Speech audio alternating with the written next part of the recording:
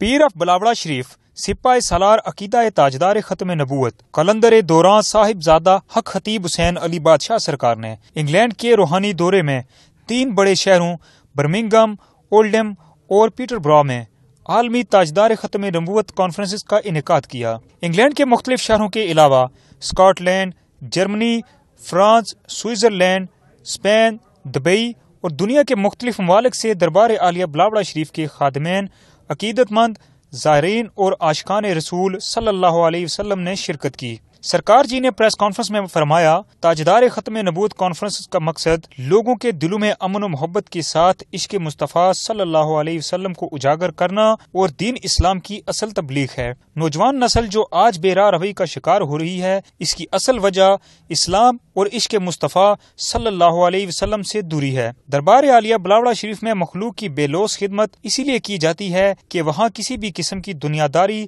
یا لالچ شامل نہیں۔ یہی وجہ ہے کہ وہاں سے شفا کا جو دریا بہتا ہے، اس سے پوری دنیا میں لوگ فیض یاب ہو رہے ہیں، جس کی حقیقت اس کانفرنس میں بھی دیکھی جا سکتی ہے۔ کانفرنس میں نامور علماء دین اور نعت خواں حضرات نے نذرانہ عقیدت پیش کیے۔ زائرین نے ہاتھوں میں ختم نبوت کے جھنڈے اٹھا رکھے تھے۔ انگلینڈ میں نئے سال کے شروع ہوتے ہی تاجدار ختم نبوت زندہ باد کے نعروں سے فضائیں گونجتی رہیں۔ کانفرنس کے اختتام پر صلاۃ و سلام کے بعد سرکار نے آنے والے زائرین کو دم فرمایا اور خصوصی دعا فرمائی۔